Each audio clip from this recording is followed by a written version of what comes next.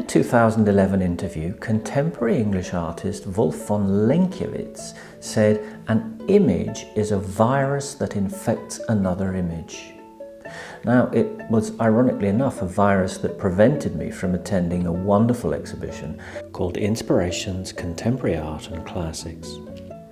This group exhibition ran through 2020, first at the National Museum in Stockholm and then at the Ateneum Museum in Helsinki.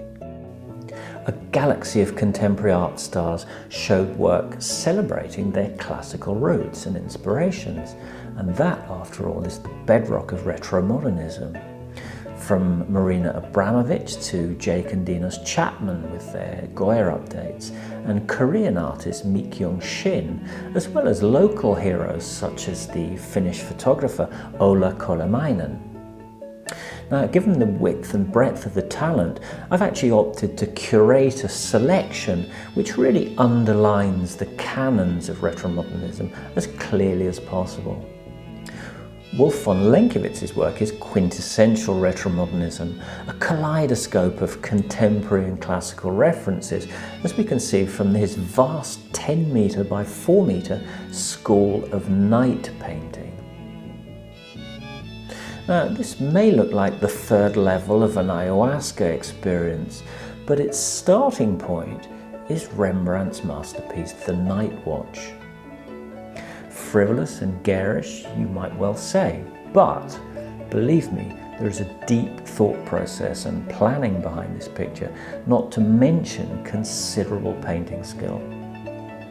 Von Lenkiewicz's father was a painter in his own right, and his great-grandfather was none other than the court painter to Mad King Ludwig of Bavaria. Von Lenkiewicz speaks of Darwinian evolution between images, and he mixes the likes of Alice with Michelangelo's Torment of St. Anthony, Albrecht Dürer with a werewolf, and many, many more, extracting and reintegrating iconic images way beyond the comfort zones of their origins. Next up, Mark Karasik is represented by a work entitled Navigator. The piece is made up of 504 postcard-sized mini paintings in wax, painstakingly nailed into position. You stand back 20 feet and what you see is an Icarus-like figure hovering over a grey forested landscape. The figure is modelled on Michelangelo's sketches of the Crucifixion of Christ, and in fact the nailing of the panels, which Karasik does himself every time the work is exhibited, are an essential part of this multi-strand narrative.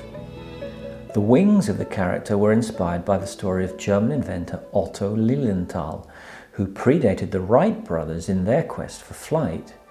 Lilienthal died tragically during a test flight in 1896, crashing to the earth near Berlin, whose tree line provides the background. The technique, by the way, of painting into wax is called encaustic, and that was used by the ancient Egyptians, the Romans, and the Greeks. So here we have a modern artist using ancient techniques and source ideas to work his own contemporary retromodernist magic. The much celebrated young British artist Matt Collier first came to prominence with a work entitled Bullet Hole, exhibited at Frieze in 1988. Collier's applied groundbreaking techniques in video and photography to rework the likes of Caravaggio and Diego Velázquez, whose famous painting Innocent X was retromodernized later, of course, by Francis Bacon. Social and environmental issues are of deep interest to Collier, and for his Last Meal on Death Row series, he takes his inspiration from the late 17th century Dutch still life painters like Willem Kalf.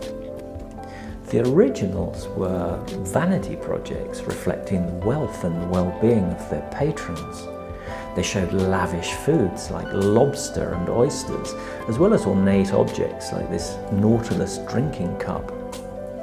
These were the trappings of a better life, and a very stark contrast to the death row menus of French fries, sandwiches and cokes that we see in Collier's work. The real kick in the stomach is the contrasting heartiness of the original paintings with the grim reality of a man or woman's final meal on this earth, assuming that that poor creature actually has the appetite to consume it. Once again, classical roots and contemporary art, and this is Retromodernism. Last but by no means least, we have Jeff Koons. Now, love him or loathe him, there's absolutely no doubt that his influence on modern art is second to none.